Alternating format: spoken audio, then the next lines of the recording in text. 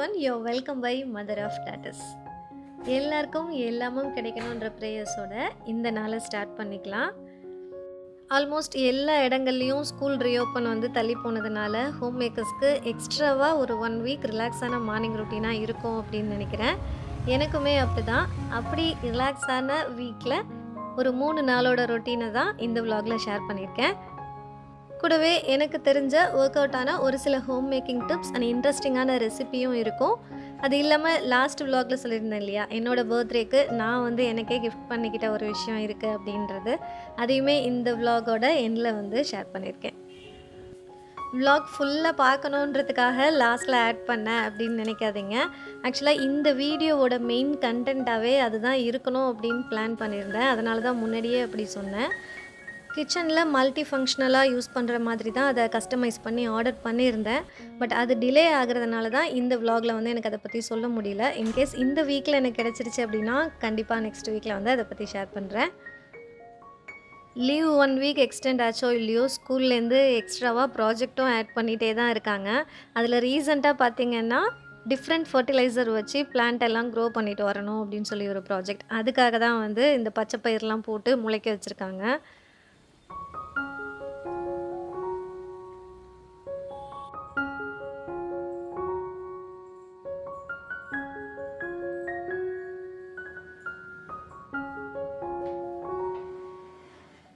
இந்த தொட்டாச்சினிங்கி செடி வாங்கும்போது பார்த்தீங்கன்னா, என் பசங்கக்கிட்ட நான் சொன்னேன், அடிக்கடி வந்து இதை அமர்த்திட்டே இருக்கக்கூடாது அப்படின்ட்டு. பட் இப்போல்லாம் காலையில் எந்திரிச்சதும் முதல்ல வந்து எல்லா இலையும் ஒரு தடவை அமர்த்தி போகிறது தான் வந்து பழக்கமாயிடுச்சு. பட் நம்ம அடிக்கடி இப்படி தொட்டதுனாலையோ என்னமோ தெரியல, செடியெல்லாம் ரொம்ப சீசன் ஆகிடுச்சு அப்படின்னு நினைக்கிறேன். ஏன்னா ஒரு சில இலையெல்லாம் இப்போ ரெஸ்பான்ஸே பண்ண மாட்டேங்குது. நம்ம vlogல ரெகுலராக காக்கா வருவாங்க இல்லையா, இப்போ புதுசாக அடிஷ்னலாக ஒருத்தவங்க சேர்ந்துருக்காங்க. ஆக்சுவலாக அவங்க குடி வந்திருக்கிறது பார்த்திங்கன்னா, இந்த சிம்னி வைக்கிற அவுட்லெட் வந்து ஒரு ஹோல் இருக்கும் இல்லையா, அதை வந்து நான் ஒரு சின்ன கார்ட்போர்டு வச்சு க்ளோஸ் பண்ணி வச்சுருந்தேன். ஏன்னா நம்ம அதை யூஸ் பண்ணல அப்படின்றதுனால. அதோட பேக் சைட்லேருந்து இங்கே குருவி கூடு கட்டியிருக்கு அப்படின்னு நினைக்கிறேன். ஸோ டெய்லி காலையில் வந்தோன்னா இங்கேருந்து எக்ஸ்ட்ராவாக இப்போ சவுண்டு கேட்குது. ஆக்சுவலாக ஏற்கனவே வந்து அங்கே புறா இருந்தது மட்டும் எனக்கு தெரியும். காக்காக்கெல்லாம் வந்து நம்ம பிஸ்கெட் வைக்கும்போது 2-3 புறாவும் வரும் ரெகுலராக. க்ரே கலரில் ஒன்றும், பியோர் ஒயிட்டில் ஒன்றும், அந்த மாதிரி வரும். இப்போ ரீசண்டாக பார்த்திங்கன்னா அந்த புறாவெல்லாம் காணோம். எக்ஸ்ட்ராவாக இந்த வாய்ஸ் கேட்குது. இது வரைக்கும் குருவி யாரும் வெளியில் வரல. அன்றைக்கி காலையில் காஃபிக்கு பதிலாக ஒரு வெண்பூசணி ஜூஸ் தான் குடிச்சிருந்தேன். ஆக்சுவலாக ஃப்ரெஷ்ஷாக இருந்துச்சு அப்படின்றதுனால இன்றைக்கி காலையில் அதை எடுத்திருந்தேன். நான் வந்து அதை அப்படியே அரைச்சி அந்த பல்போடே குடிச்சிருவேன். பட் பசங்க அப்படி குடிக்க மாட்டாங்க அப்படின்றதுனால அவங்களுக்கு ஃபில்டர் பண்ணி தான் கொடுத்தேன். பால் ஆடையை சேமித்து வைக்கிறது பார்த்திங்க அப்படின்னா, இப்போ எல்லோரும் ஃப்ரீசரில் வைக்கிறாங்க. பட் இதுக்கு முன்னாடி எங்கள் அம்மாலாம் எப்படி பண்ணுவாங்கன்னா, இப்படி கிளாஸ் பாட்டிலில் வச்சுட்டு ஒவ்வொரு தடவையும் ஆடையை எடுத்து வச்சுட்டு ஒரு 3 times ஒன்ஸ் வந்து தயிர் வந்து அதில் லேசாக உர போடுவாங்க. பட் அதே தான் மெத்தட் தான் நானும் இது வரைக்கும் ஃபாலோ பண்ணிகிட்டு இருக்கேன். பட் கிளாஸ் பாட்டில் வந்து நம்ம ஃப்ரீசரில் வைக்க முடியாது இல்லையா, அதனால் வந்து நான் ஃப்ரிட்ஜில் வச்சு இதே மாதிரி தான் ஃபாலோ பண்ணுறேன்.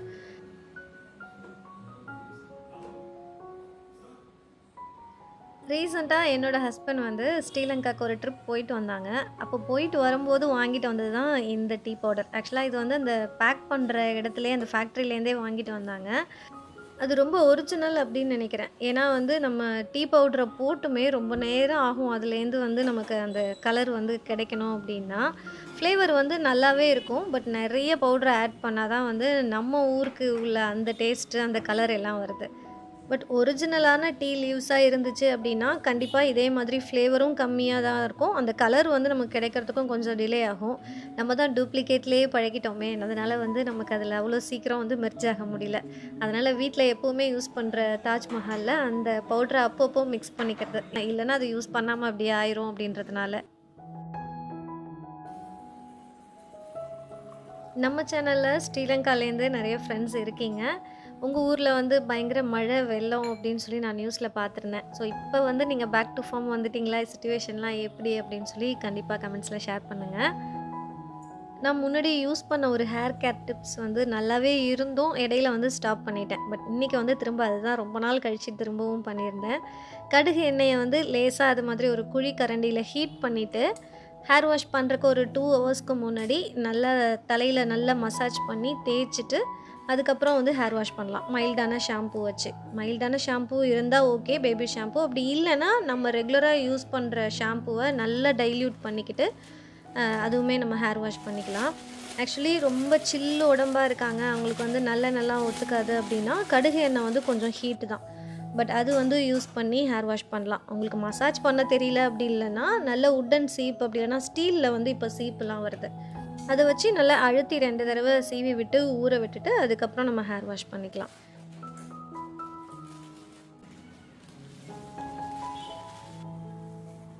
இன்றைக்கி காலையில் டிஃபனுக்கு சேமியா. பட் எங்கள் வீட்டில் இதுக்கு பேர் பசங்க இந்தியன் நூடுல்ஸ் அப்படின்னு சொல்லுவாங்க. இதெல்லாம் வந்து ஸ்கூல் போனதுக்கப்புறம் சொல்ல ஆரம்பித்தது தான். யூஷுவலான ஒரு ரெசிபி தான் இது. வறுத்த சேமியா அப்படின்னு சொன்னாலும் நீங்கள் இது செய்கிறதுக்கு முன்னாடி கொஞ்சமாக நெய்யில் வந்து இதை நல்லா வறுத்துட்டு அதுக்கப்புறம் செஞ்சு பாருங்கள். இதோட டேஸ்ட் வந்து ரொம்ப டிஃப்ரெண்ட்டாக இருக்கும்.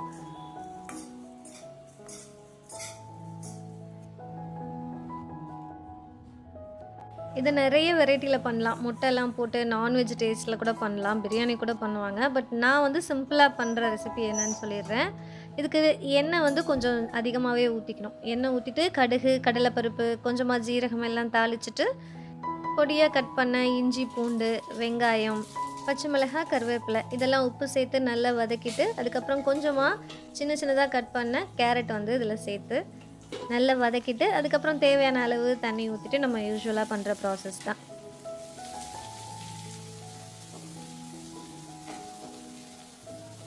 ஆக்சுவலாக உப்பு பற்றி இதில் ஒரு விஷயம் சொல்லணும் அப்படின்னு நினச்சேன். நான் ஒரு 2-3 விலாக்கு முன்னாடி முருங்கைக்கீரையை வந்து நல்லா காய வச்சு இது கல் உப்பு கூடவே சேர்த்து வறுத்துட்டு அதை பவுடர் பண்ணி தான் நான் உப்பு வந்து யூஸ் பண்ணிகிட்ருக்கேன் அப்படின்னு சொல்லியிருந்தேன். ரீசெண்டாக வந்து ஒரு மீல் ப்ரிப்பிங்கில் அதை ஒரு வீடியோவில் மினி விலாகில் ஷேர் பண்ணியிருந்தேன். அதில் வந்து ஆக்சுவலாக ஒரு சிஸ்டர் வந்து கமெண்ட் பண்ணியிருந்தாங்க, இது வந்து அதில் உள்ள டாக்ஸினை எடுக்கிறதுக்காக தான் முருங்கைக்கீரையை வந்து கல்லுப்போடு சேர்த்து வதக்கிறது, அதனால் வந்து கல்லுப்போடு சேர்த்து அரைக்கக்கூடாது அப்படின்ற மாதிரி போட்டிருந்தாங்க. எனக்கு வந்து ஒரே ஷாக்கிங்காக இருந்தது அதை படித்தோடனே. ஏன்னா நம்ம அதுக்கு முன்னாடியே விலாகில் வந்து நான் அதை ஷேர் பண்ணிட்டேன். பட் அந்த விலாக் ஒன்றும் வியூஸ் நிறைய போகலை. இருந்தாலும் நம்ம சோஷியல் மீடியாவில் அதை நம்ம தப்பாக ஷேர் பண்ணிட்டோமோ அப்படின்றது வந்து எனக்கு பயமாக இருந்தது. ஸோ நம்ம சரியாக தெரிஞ்சுக்கிட்டு இதை எக்ஸ்பிளைன் பண்ணலாம் அப்படின்னு சொல்லி நான் எதை பார்த்துட்டு பண்ணணும் அந்த வீடியோவை திரும்பவுமே சர்ச் பண்ணி பார்த்தேன். ஆக்சுவலாக இதை சொன்னது வந்து ஒரு சித்தா டாக்டர் தான். அவங்க சொல்லுவாங்க, கல்லுப்பை முருங்கைக்கீரையோடு சேர்த்து வதக்கிட்டு அதை வந்து அரைச்சி யூஸ் பண்ணால் ஹெல்த்துக்கு வந்து ரொம்ப நல்லது அப்படின்னு சொல்லிட்டு. இது நான் என்ன நினச்சேன்னா, நம்ம டெய்லி முருங்கைக்கீரை வந்து சேர்த்துக்க மாட்டோம், ஒன்ஸ் அதை உப்பில் வந்து நம்ம சேர்த்துட்டோம் அப்படின்னா நம்ம ஃபுட்டில் அது டெய்லி சேர்ந்துட்ருக்கோம் அப்படின்றதுனால இது சொல்கிறாங்க அப்படின்னு நினச்சி தான் சொன்னேன். பட் அவங்களுமே அதை அப்படி தான் சொன்னாங்க. பட் ரீசெண்டாக இந்த மெசேஜ் பார்த்ததுக்கப்புறம் அந்த சிஸ்டர் நான் திரும்பவும் மெசேஜ் பண்ணியே கேட்டேன். அவங்களும் ரிப்ளை பண்ணியிருந்தாங்க. அதுக்கப்புறம் நிறைய வீடியோஸ் வந்து நான் சர்ச் பண்ணி பார்க்கும்போது ஆக்சுவலாக இது வந்து உப்பு சுத்தி முறை அப்படின்னு சொல்லுவாங்க. எனக்கு தெரிஞ்சு அது சுத்திகரிக்கிறது, ரீஃபைன் பண்ணுறோம் இல்லையா, அதை தான் வந்து உப்பு சுத்தி முறை அப்படின்னு சொல்கிறாங்கன்னு நினைக்கிறேன். அதில் வந்து உப்பில் உள்ள டாக்ஸின்லாம் எடுக்கிறதுக்காக தான் வந்து முருங்கைக்கீரையை அதில் ஆட் பண்ணுறது. அதனால் நம்ம அதை போட்டு நல்லா வறுத்துட்டு கடைசியாக நம்ம முறம் வச்சு நல்லா புடைச்சி அதில் உள்ள முருங்கைக்கீரை இலையெல்லாம் எடுத்துடணும். அதுக்கப்புறம் நமக்கு வேணும்னா பவுடர் பண்ணியும் வச்சுக்கலாம், அப்படி இல்லைன்னா கல் உப்பாவே யூஸ் பண்ணிக்கலான்ற மாதிரி தான் சொன்னாங்க. பட் அவங்க இப்படி ரிமூவ் பண்ணிடணும்னு சொன்ன வீடியோவுக்கு கீழேயே கமெண்ட்ஸில் வந்து நிறைய பேர் வந்து அதை ரிமூவ் பண்ணக்கூடாது, சேர்த்து அரைக்கணும் அப்படின்னு நிறைய கான்ட்ரவர்சியாக சொல்லியிருந்தாங்க. ஸோ உங்களுக்கு தெரிஞ்சது அப்படின்னா இதை பற்றின டீட்டெயில்ஸ் இருந்ததுன்னா கண்டிப்பாக ஷேர் பண்ணுங்கள்.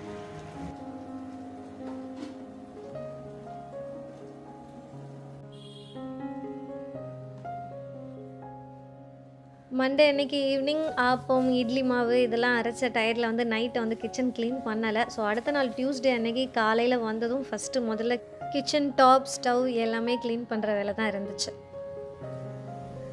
இப்போ காமிச்சிருந்த ப்ரஷ் பார்த்திங்கன்னா செட் ஆஃப் 3 வரும். இதில் வந்து நான் 2 செட்டு வாங்கியிருந்தேன். ஒரு செட்டு வந்து நான் வாங்கும்போது 90 ருபீஸ், மினிமம் குவான்டிட்டியே 2 செட்டு தான் கொடுக்குறாங்க அப்படின்றதுனால நான் 2 வாங்கியிருந்தேன். இதில் வந்து 3 டைப்பில் வந்து பிரிஸ்டில்ஸ் வரும். பிளாக் கலரில் இருக்கிறது வந்து கொஞ்சம் நார்மலான ப்ரஷ்ஷு, பட் ஹார்டாக இருக்கும் அந்த பிரிஸ்டில்ஸ். மற்ற 2மே பார்த்திங்கன்னா இந்த காப்பர் கம்பி இருக்கு இல்லையா, அந்த மாதிரி இருக்கும். பட் இது கிச்சன் க்ளீனிங் இல்லாமல் நமக்கு வீட்டில் நிறைய இடங்களை க்ளீன் பண்ணுறதுக்கு வந்து ரொம்பவே ஹெல்ப்ஃபுல்லாக இருக்குது. ஏன்னா இது வந்து ஒரு மாதிரி பெண்டாக இருக்குது பாருங்கள் நெக், அதனால் வந்து நமக்கு இந்த மாதிரி வளைஞ்சி போகிற இடத்துலலாம் ரொம்பவே யூஸ்ஃபுல்லாக இருக்கும். இந்த ஸ்டவ் தூரத்துலேருந்து பார்க்க தான் நல்லாயிருக்கும். பட் கிட்ட வந்து அந்த டஃபன் கிளாஸும் எஸ்எஸும் சேர்ந்துருக்க இடத்துல பார்த்திங்கன்னா நிறைய வந்து அழுக்கு போய் செட்டில் ஆகிருக்கும். அதே மாதிரி இந்த பர்னரை சுற்றி இருக்கிற கார்னர் இந்த இடத்துலலாம் நம்ம ஒரு வீக்லி ஒன்ஸாவது வந்து நல்லா டீப் க்ளீனிங் பண்ணாதான். இன்கேஸ் உங்களுக்கு அந்த மாதிரி ப்ரஷ் எல்லாம் வாங்க விருப்பம் இல்லை அப்படின்னா, இது வந்து நார்மலான ஹார்ட் ப்ரஷ் இருக்கும் இல்லையா, அதை வந்து இந்த மாதிரி நம்ம வளைச்சி விட்டுட்டு யூஸ் பண்ணலாம். ஆக்சுவலாக இதுக்கு முன்னாடி நான் வந்து இப்படி தான் யூஸ் பண்ணிகிட்டு இருந்தேன். இது நம்ம யூஸ் பண்ண ப்ரஷ்லாம் கிடையாது, ஃப்ரெஷ்ஷு தான். ஸோ இப்போ நான் சொல்லியிருந்தேன் இல்லையா, ட்ரிப்பெல்லாம் போகும்போது ஹோட்டலில் வந்து நம்ம டூத் கிட்லாம் வந்ததுன்னா எடுத்துகிட்டு வந்துடுவேன். அந்த மாதிரி இருக்கிறப்போ அதெல்லாம் வந்து ஃப்ரிட்ஜ் க்ளீனிங்க்கோ அந்த ரப்பர் க்ளீன் பண்ண வாஷர் க்ளீன் பண்ணலாம் யூஸ் பண்ணுவேன். இந்த ஸ்ட்ராங்காக இருக்கிற காப்பர் கம்பி மாதிரி இருக்குன்னு சொன்னால அந்த ப்ரஷ்ஷெல்லாம் எங்கே யூஸ் பண்ணலான்னா, நம்ம இந்த இஞ்சி துருவுறது எல்லாம் கேப்லலாம் நிறைய வந்து எப்படியும் அழுக்கு வந்து சேர்ந்துருக்கும், அதுக்கு யூஸ் பண்ணிக்கலாம். அதே மாதிரி டீ ஃபில்டர்லாம் வந்து ஸ்டீலில் வரும், மெஷ் ஃபில்டர் இருக்கு இல்லையா, அதில் வந்து கேப்லலாம் நம்ம இதை நல்லா க்ளீன் பண்ணலாம். லைட்டாக நம்ம சபீனா பவுடரோ இல்லை டிஷ்வாஷ் லிக்விடோ வச்சு க்ளீன் பண்ணிவிட்டு இதை வச்சு க்ளீன் பண்ணும்போது சுத்தமாகிடும். அது இல்லாமல் மிக்சிக்கு அடியிலலாம் வந்து கேப் ரொம்ப இருக்கும், அந்த கேப்லலாம் நிறைய அழுக்கு இருக்கும், அதெல்லாம் க்ளீன் பண்ணவுமே யூஸ் பண்ணிக்கலாம். ஹீட் அதிகமாக இருந்ததுனால ஆப்பமாவு பொங்கிடும் அப்படின்னு சொல்லிட்டு 2 பாத்திரத்தில் பிரித்து வச்சுருந்தேன். நம்ம பிளான் பண்ணி வச்சோம் அப்படின்னா அது பொங்கவே பொங்காது. இன்றைக்கும் அதான் ஆச்சு. இந்த டாப் மவுண்டடாக இருக்கிற மாதிரியான ஸ்க்ராப்பர் வந்து நல்லாவே இருக்குது. பட் இன்னும் கொஞ்சம் இதை பெட்டராக அவங்க டிசைன் பண்ணியிருக்கலாம். ஏன்னா நம்ம வந்து தட்டு வச்சு இதை திருவும்போது கொஞ்சம் அந்த இடம் லென்த்தியாக இருந்ததுன்னா கொஞ்சம் நடுவில் போய் விழுற மாதிரி இருக்கும்.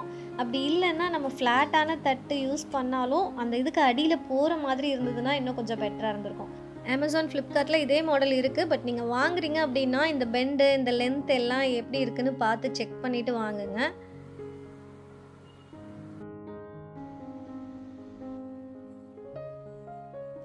டியூஸ்டே அன்றைக்கி எலெக்ஷன் ரிசல்ட் ஆன் பண்ணி விட்டுட்டே தான் வந்து டிஃபன் பண்ண ஸ்டார்ட் பண்ணேன்.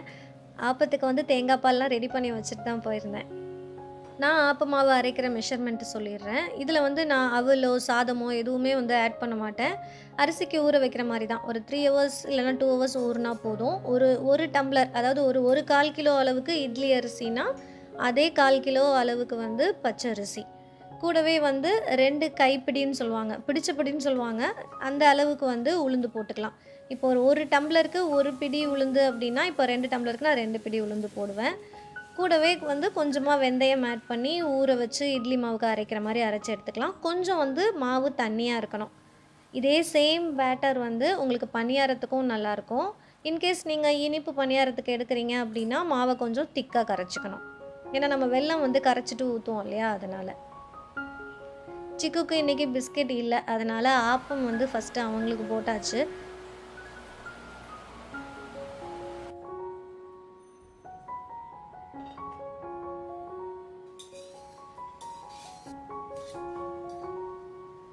ஆப்பம்னாலே இந்த மாதிரி நிறைய ஹோல்ஸ் வரணும், சாஃப்டாக இருக்கணும், ஓரத்தில் நல்ல கிறிஸ்பியாக இருக்கணும்னு சொல்லுவாங்க. இதுக்கு சோடா உப்புலாம் ஆட் பண்ணாமலே இந்த மெஷர்மெண்ட் போட்டு பாருங்கள், கண்டிப்பாக நல்லா வரும். நான் யூஸ் பண்ணுற இந்த ஆப்பச்சட்டி வந்து கேஸ்ட் அயனான்னு கேட்டிருந்தீங்க. கேஸ்ட் அயன் தான் இது. நல்ல ஹெவியாகவே இருக்கும். ஹேண்டில் வந்து அவங்க என்ன தான் வுட்டுன்னு கொடுத்துருந்தாலும் ஹீட்டு வந்து ரெசிஸ்டன்ஸ் எல்லாம் கிடையாது. கொஞ்சம் நமக்கு ஹீட் தெரிய ஆரம்பிச்சிடும்.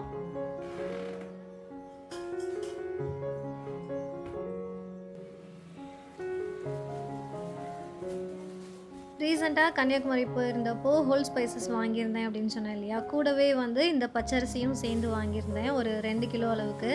இது ஆக்சுவலாக வாங்கினது வந்து புட்டு வந்து மாவு ப்ரிப்பேர் பண்ணுறதுக்கு தான். என்ன தான் இங்கே உள்ள புட்டு மாவு இருந்தாலும் பட் எனக்கு அங்கே உள்ள அரிசி வந்து ரொம்ப டேஸ்ட்டாக இருக்கிற மாதிரி இருக்கும் அதில் உள்ள புட்டு. இன்றைக்கி வெஜிடேரியன் தான் அப்படின்றதுனால ஒர்க் கம்மி. ஸோ கூடவே வந்து அதையுமே ஊற வச்சு இன்றைக்கி அரைச்சி வறுத்து பேக் பண்ணிடலாம் அப்படின்ட்டு அதை ஊற போட்டாச்சு. அரிசி வந்து ரொம்ப நேரம் ஊற வைக்க மாட்டேன், மேக்ஸிமம் ஒரு 1 ஹவர் போதும். அதுக்கப்புறம் ஈர அரிசி அரைப்போம் இல்லையா, அதே மாதிரி ஒரு டவலில் வந்து விரித்து வச்சுட்டு லைட்டாக ஈரம் இருக்கும்போதே மிஷினில் கொடுத்து அரைக்க கொடுத்துருவேன்.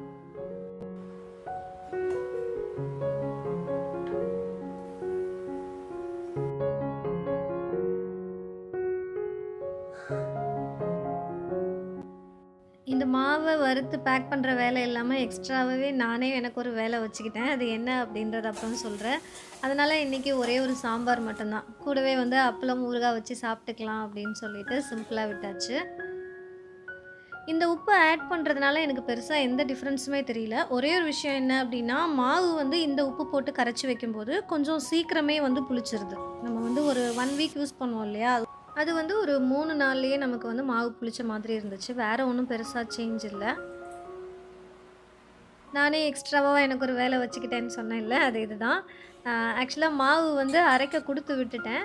அதுக்கப்புறம் தான் ஒரு யோசனை வந்துச்சு. 1 கிலோ அளவுக்கு மாவு வந்து வறுத்து புட்டுக்காக பேக் பண்ணி வச்சுக்கலாம். மீதிய வந்து அதிரசம் பேட்டர் வந்து ப்ரிப்பேர் பண்ணி வச்சுக்கலாம் அப்படின்னு சொல்லிட்டு. ஏன்னா, இப்போ அடுத்தது ஸ்கூலெல்லாம் ஸ்டார்ட் பண்ணிட்டாங்கன்னா, ஈவினிங் வந்து நம்ம ஏதாவது ஒரு ஸ்நாக்ஸ் பண்ண வேண்டிய ஷெட்யூல் ஒண்ணு ஸ்டார்ட் ஆயிரும். ஸோ, கொஞ்சம் ஏதாவது ஒரு மீல் ப்ரிப்பிங் மாரி பண்ணி வச்சுக்கிட்டோம் அப்படின்னா, ஸ்வீட் சாப்பிடணும் அப்படின்னு தோணும்போது செஞ்சுக்கலாம் அப்படின்னு சொல்லிட்டு. அதுக்கு ஒரு பக்கம் வந்து வெல்லம் பாக ஆகறதுக்காக வெல்லம் கரைக்க வச்சுட்டு, இன்னொரு பக்கம் ஒரு கடாயில மாவுமே வறுத்துட்ருந்தேன்.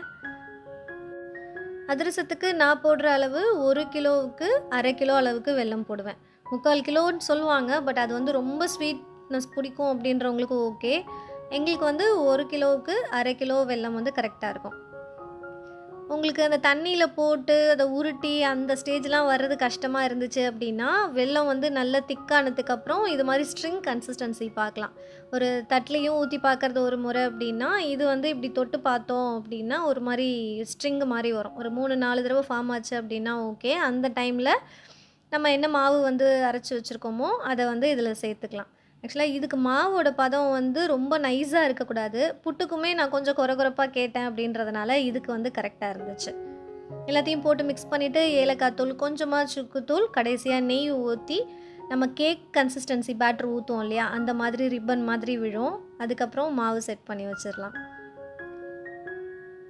அதிரசம் மாவு கலரும்போது கொஞ்சம் டிஸ்டர்பன்ஸா இருக்குன்றதுனால, கொஞ்ச நேரம் ஸ்டாப் பண்ணி வச்சிருந்தேன். அதுக்கப்புறம் சுத்தமா எனக்கு சார்ஜ் இல்ல எல்லா வேலையும் பார்க்கறதுக்கு. அதனால நானும், என்னோட பெரிய பொண்ணும் ஒரு பக்கம் எனக்கு வறுக்கறதுக்கு ஹெல்ப் பண்ணாங்க. கூடவே வந்து அப்பளம் பொரிச்சு, லஞ்சும் சாப்பிட்டு முடிச்சுட்டோம்.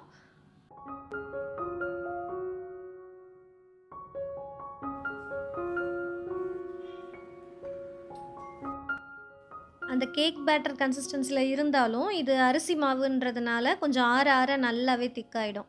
இது நான் மதியம் வந்து மிக்ஸ் பண்ணி வச்சது. ஈவினிங் ஆகும் இப்போ டைமு. கிட்டத்தட்ட ஒரு 6, 6:30 மணி இருக்கும். அந்த டைம் பார்த்தீங்கன்னா, நம்ம இப்படி எடுத்து பார்த்தோம்னா, இப்படி திரட்டி தட்டுறதுக்கு வந்துச்சு அப்படின்னா, மாவு செட் ஆயிடும். உடனே போடலாம் அப்படின்னு சொன்னாலும், அதிரச மாவு வந்து புளிச்சா தான் கொஞ்சம் டேஸ்ட் நல்லாயிருக்கும். அதனால நான் நெக்ஸ்ட் டே வந்து போடும்போது உங்களுக்கு காட்டுறேன்.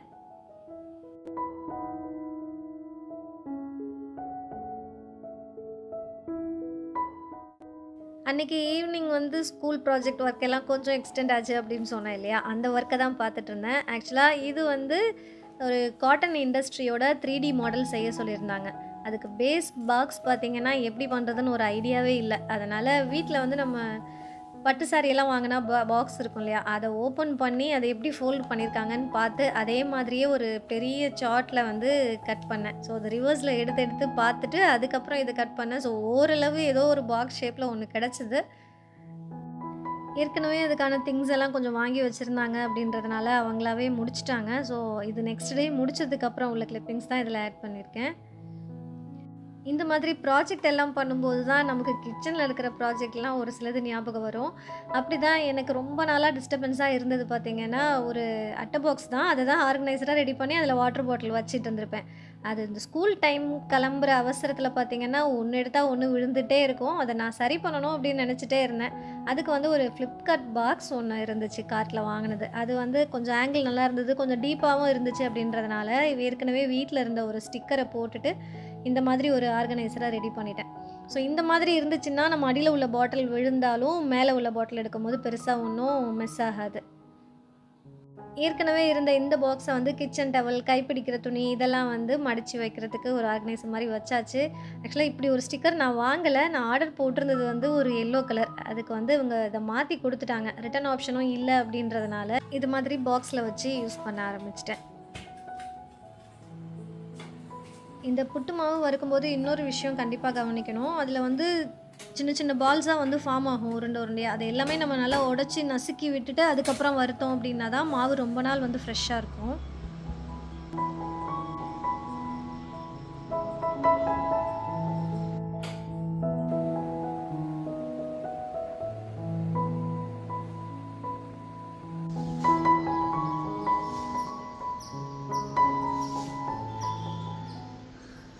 இந்த பால்கனியில பார்த்தீங்கன்னா, இந்த வீட்டுக்கு நாங்க வரும்போதே ஒரு கோல்டு வின்னர் அட்டை பாக்ஸ் வந்து மேல வந்து கம்பி போட்டு கட்டி தொங்க விட்டுருந்தாங்க. ஆக்சுவலா அதில எதுவுமே அப்ப இல்ல. நாங்க வந்துட்டு ஒரு 6 மந்த் கழிச்சு பார்த்தீங்கன்னா, நான் அதுக்கு கீழ வச்சிருந்த இந்த பட்ரோஸ் செடியிலலாம் டெய்லி வந்து ஒரு முட்டை உடைஞ்சு உடைஞ்சு விழுந்து கிடக்கும். அதுக்கப்புறம் தான் தெரிஞ்சது அந்த பாக்ஸ்ல வந்து இப்போ குருவி வந்திருக்கு அப்படின்னு சொல்லிட்டு. பட் அதில வந்து ஒரு தொடர்ந்து ஒரு 1 மந்த் கிட்ட வந்து ரெகுலரா அங்கேயே தான் இருக்கும். எல்லா குருவியும் வளர்ந்ததுக்கு அப்புறம் பார்த்தீங்கன்னா, எல்லாமே போயிடுச்சு.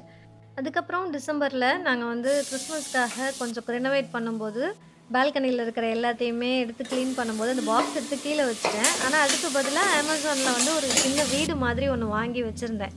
அப்போ இறக்கி பார்க்கும்போது, அதில எதுவுமே இல்ல. ஃபுல்லா கிளீனா இருந்துச்சு. ஒரு சின்ன குச்சி கூட கிடையாது. ஸோ, அதுக்கப்புறம் அது வச்சதுக்கப்புறம் ஒரு தடவ கூட குருவி வந்து வரவே இல்ல. அதனால திரும்பவும் அந்த பாக்ஸையே எடுத்து, அதில இதே மாதிரி இப்போ ஒரு ஸ்டிக்கர் காமிச்சேன் இல்லையா? சேம் ஸ்டிக்கர போட்டு ஒட்டி அதில வச்சிருக்கேன். ஏன்னா பாக்ஸ் பார்க்க ஒரு மாரி இருந்துச்சு அப்படின்றதுனால. ஸோ, இன்னொரு விளாக்ல அத காமிக்கிறேன். குருவி வந்துட்டு போனதெல்லாம் நான் ரெக்கார்ட் பண்ணியும் வச்சிருக்கேன். முடிஞ்சதுன்னா நான் நெக்ஸ்ட் விளாக்ல வந்து அத ஆட் பண்றேன். இப்ப காக்கா எப்படி கரெக்ட்டா வந்து நம்மளுக்கு பிஸ்கட் கேட்குதோ, அதே மாதிரி ஒரு 9 மணி கரெக்ட்டா பசங்க ஸ்கூல் கிளம்புனதுக்கப்புறம் பார்த்தீங்கன்னா, வந்து கத்திக்கிட்டே இருக்கும். ஒரு சின்ன பாக்ஸ்ல திணை, தானியம் இதெல்லாம் வச்சோம்னா வந்து சாப்பிட்டு போகும். பால்கனி கீழ வரைக்கும் வந்து இறங்கி வந்துட்டு போகும். பார்க்கவே நல்லாயிருக்கும் அது. அதனால இப்பவுமே எதிர்பார்த்துட்டு இருப்பேன். அந்த பாக்ஸ்ல வந்து திரும்பவும் குருவி வந்துருமா அப்படின்னு சொல்லிட்டு. பட் அதுக்கு பதிலா இப்போ கிச்சன் சைட்ல புதுசா வந்திருக்காங்க. பர்த்டே கிஃப்ட்டா கிடைச்ச எந்த செடியுமே நான் ரீபோர்ட் பண்ணல. எப்பவுமே நர்சரியிலேருந்து வாங்கிட்டு வர்ற செடிகள வந்து நம்ம உடனே வந்து ரீபோர்ட் பண்ணக்கூடாது. ஏன்னா செடிகளுக்கு வந்து ஒரு என்விரான்மென்டல் ஷாக் அப்படின்னு ஒண்ணு இருக்கும். இப்போ வந்து நம்ம இடம் மாத்திட்டோம் அப்படின்னு சொன்னா, சடனா ஒரு சேஞ்ச் வந்து அதுகளால சீக்கிரம் அடாப்ட் பண்ணிக்க முடியாது அப்படின்றதுனால. அதனால ஒரு 1 வீக் வரைக்கும் தனியா வச்சுட்டு, புதுசா துளிர் விட்டதுக்கப்புறம் நம்ம ரீபோர்ட் பண்ணி வைக்கலாம். அதனால இப்போ வெயிட் பண்ணி இன்னைக்கு அந்த ஒர்க் தான் பார்த்துட்டுருந்தேன். இது வந்து ஆக்லோனிமா அப்படின்ற பிளான்ட்டோட இன்னொரு வெரைட்டி. டம்கேன் வந்து ஓரளவு நல்லாவே வளர்ந்துருந்தது. ஸோ, அதே மாதிரி இருக்கட்டும் அப்படின்றதுனால வீட்டோட என்ட்ரன்ஸ்ல இத மாத்தி வச்சிருந்தேன். பேம்பு வந்து ரொம்ப அஃபெக்ட் ஆனதுனால, அதோட வேர் வரைக்குமே பூச்சி இருந்தது. அதனால அந்த பாட்ல எதுவுமே வைக்காம, வேப்ப எண்ணெயும் கொஞ்சமா சோப்பும் கலந்து அதில வந்து தண்ணி ஊத்தி விட்டுருக்கேன். ஸோ, கொஞ்சம் அந்த மண்ண சரி பண்ணிட்டு தான் அந்த தொட்டியில வேற வைக்கணும். ஆல்மோஸ்ட் வாங்கிட்டு வந்த எல்லாத்தையுமே ரீபோர்ட் பண்ணி வச்சாச்சு. பெரிய பேம்பு இருக்கும் இல்லையா? ஸ்டிக்கு மாதிரி. அந்த பேம்பு வளர்க்குறதுக்கு உங்களுக்கு ஏதாவது டிப்ஸ் தெரியும் அப்டின்னா, கண்டிப்பா ஷேர் பண்ணுங்க. ஏன்னா 2, 3 பிளான்ட்டு இதுவரைக்கும் எனக்கு அது சரியா வரவே இல்ல. இந்த பிளான்ட் எல்லாம் வச்சிருக்க ஸ்டாண்ட் பத்தி ஒரு சிஸ்டர் கேட்டிருந்தாங்க. இது வந்து நான் ஆன்லைன்ல ஃபர்ஸ்ட்டு பார்த்தேன். அதோட ஹைட் வந்து எனக்கு போதுமானதா இல்ல அப்டின்றதுனால, நான் இத ஆர்டர் பண்ணி கஸ்டமைஸ் பண்ணி செஞ்சுக்கிட்டது. இதோட ஹைட் வந்து 1 அடி வரைக்கும் இருக்கும். அதனால நம்ம அடியில வந்து கிளீன் பண்றதுக்கு எல்லாமே ஈஸியா இருக்கும்.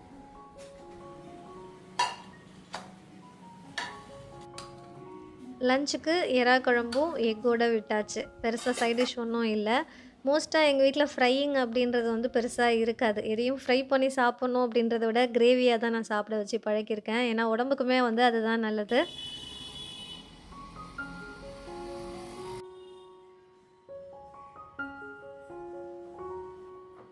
நெக்ஸ்ட் டே ஈவினிங் வந்து மாவு இந்த அளவுக்கு டைட் ஆயிடும். ஸோ, ஒரு தடவ கையில நெய் அப்படி இல்லன்னா எண்ணெய் தொட்டுக்கிட்டு, ஒரு தடவ மாவ நல்லா மிக்ஸ் பண்ணி விட்டுக்கலாம். இத போட்டு எடுக்கிறது வந்து மேக்ஸிமம் நல்லா அடிகனமான பாத்திரம், அப்படி இல்லன்னா இரும்பு கடாயா இருந்தா இன்னமுமே நல்லது. இது வந்து கொஞ்சம் டீப்பான ட்ரை ப்ளை கடாய். அதனால கொஞ்சம் ஹீட் தாங்கும் அப்படின்றதுனால நான் இன்னைக்கு இதிலேயே போட்டுக்கிட்டேன்.